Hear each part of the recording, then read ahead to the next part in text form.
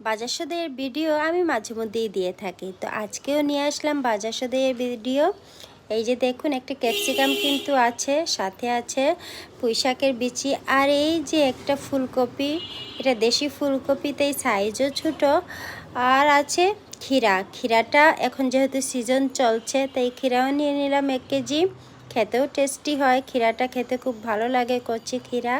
আর এই হচ্ছে শিমটা কিন্তু খুবই পছন্দ হয়েছে আমার, তার জন্য আমি নিয়ে নিলাম 1 কেজির মতো শিম। আর এই শিমটা কিন্তু আমি কেটে বেছে হালকা ভাপিয়ে ডিপ ফ্রিজে রেখে দিব।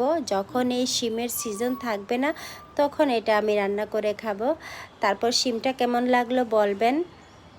আর নিয়ে নিলাম এখানে আছে টমেটো, বড় বড় টমেটো নিয়ে নিলাম এখানে 1 কেজির উপরে আছে টমেটো। যেহেতু এখন সময়, তাই টমেটো প্রতিদিনই লাগে।